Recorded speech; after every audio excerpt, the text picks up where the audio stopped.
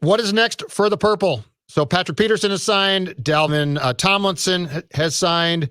Still, I guess, waiting on a free agent, probably left guard. I don't know how exactly they plan on addressing left tackle. That could be through the draft. What is your expectation about what the next move is in Egan? I think they're still busy on the phone. I think they're after a safety. I think they're after a guard. Chris Thomason of the Pioneer Press had that Forrest Lamps theme a few days ago. Makes logical sense. We talked about this last week on the Thursday appearance that I know for a fact the Vikings were pretty big fans of Forrest Lamp pre-draft, a few years ago. But Forrest Lamp on a minimum type deal makes all sorts of sense to me. There are so many safeties out there. I mean, they really like Will Parks. They made him an offer a year ago. They put a waiver claim in on him back in December. They've had conversations as recently as Friday with his representation. So he's clearly, one option. But then you think about the former Cowboy, Xavier Woods. I don't know if it's Xavier or Xavier. He's got a connection with at least one Vikings coach, one of the staff members of Mike Zimmer. So he's a logical candidate. But if you look at the free agent safety list, there are so many names on that list. They'll stumble into one of those guys. So I would look at those two positions immediately. I was told, Judd, that there is a tackle that they have interest in, but the cap space doesn't necessarily work out right now. So if they create a bit more space, although I saw the Anthony Barr contract details, it seems like the Vikings, I haven't been on the NFLPA website this morning. I know they update that thing pretty regularly for us in the media with how much cap space each team has. But I saw the Anthony Barr contract details. It was framed differently than I thought. So, at this moment, you might have the exact number, but I think the Vikings have more cap space than I originally thought, or at least thought like 24 to 48 hours ago. But I was told by the camp of this tackle that the money just doesn't quite work right now. And so this tackle is going to wait a little bit longer, but it's worth saying that they have kicked the tires on at least one tackle. So guard, safety, tackle. Could I see them adding, another cornerback for depth, another wide receiver for depth? Yeah, I can see all those things happening. Defensive end possibly for depth as well, because it is an interesting conversation that they definitely targeted Lawson in the tampering period time, and that would have been an expensive venture, but they clearly were trying to get a right end to put as a bookend to Hunter at left end. They lost out there and then signed Tomlinson, Dukes. So the one position that we come back to that they really tried to target hard and get a top free agent at, and so far have not gotten a guy, I think, other than signing Weatherly, is defensive end. So I'm curious what they're going to do there. You're right. I was remiss in not mentioning that because they also made Trey Hendrickson a healthy offer. So, Lawson was 1A, but Hendrickson was plan 1B. Tomlinson was somewhere soon thereafter. That's why I chuckled the other day when Rick Spielman introduced Tomlinson on the Zoom press conference and said, he was our number one target. Yeah, come on, Rick. Number one target. A guy that plays a redundant position to Michael Pierce was our number one target. Yeah, Rick, and, they'll play him at three technique. They feel like his skill set translates to three technique, that he can coexist next to Michael Pierce. But yeah, that was not their number one target. You're right. Lawson into Hendrickson. You had the Shaquille Griffin steam, which makes sense because Patrick Peterson laid out his timetable for us yesterday, and he said it really ramped up on Wednesday. I think my sense is Joel Siegel, his agent, initiated talks a couple days prior just to kind of plant a seed. But the Vikings they didn't think Patrick Peterson wanted to come to Minnesota, but clearly they were looking for a cornerback. So your Shaquille Griffin's team makes all sorts of sense. So it was Griffin, it was Hendrickson, it was Lawson, and then Tomlinson was somewhere thereafter. But you're right. Carlos Dunlap is a name that would make some sense. He's got some history with Geno Atkins, perhaps, inside. Yeah, and Gunther. Yeah, Geno Atkins has the same agent as Tomlinson. So, the Vikings have a good relationship with that individual. So, yeah, maybe on Geno. Did he officially get let go by Cincinnati? I think he's been let go, yeah. Okay. I've been so knee-deep in Gopher basketball work for 72 hours. I missed that.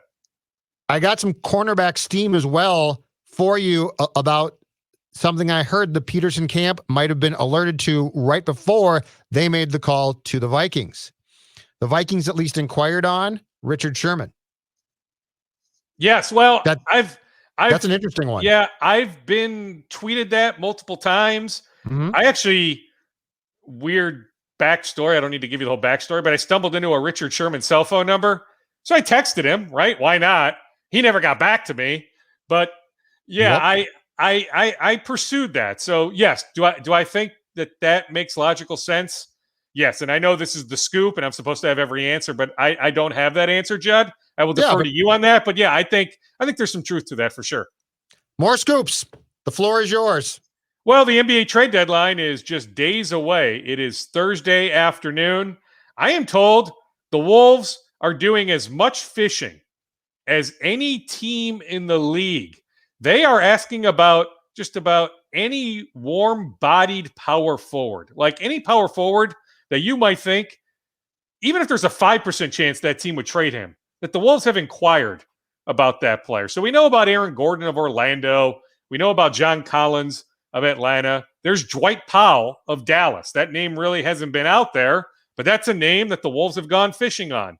Now, do I foresee a scenario where the Wolves and the Mavericks match up on a trade that Dwight Powell ends up here? No, not at all. I don't see that happening. Remember, most trades talked about never happen. The Wolves are trying to involve a third team, so maybe they feel like their best path to landing an Aaron Gordon type is to involve a third team. So just know this: the Wolves are incredibly active. Like, it's going to be a crazy stretch here. This is about when talks pick up. We're about 51 hours or so as we talk here at 10:50 on Tuesday morning. We're about 51 hours away from the deadline, 52 hours, whatever it is, somewhere in that ballpark, 53 hours. This is really when talks seriously ramp up. So, look for more rumors to be out there, because Gerson Rosas, Sachin Gupta, and the rest of that front office are working the phones diligently. Who would the Wolves trade if a deal is made before the deadline, do you think? Well, I mean, I think they're open-minded to trading a lot of guys, but I can tell you the two guys that other teams are doing the most homework on. Mm-hmm. So think about it. So, like, if you're the LA Clippers and you have interest in Ricky Rubio and you want the book on Ricky Rubio, think about maybe some people you would call to get the book on Ricky Rubio. So one of those people that would come to mind, I went back and forth with, and this individual told me Ricky Rubio and Jake Layman is who this individual is getting the most phone calls about. So it's those two guys, but clearly they would move Jarrett Culver. They would move Josh Okogie. They would move a lot of guys. I mean, last night was another reminder of how broken this roster is. Like I saw some people on social media after the performances in Phoenix, and those were fun games, right? But like I saw people saying, "Oh, look at this.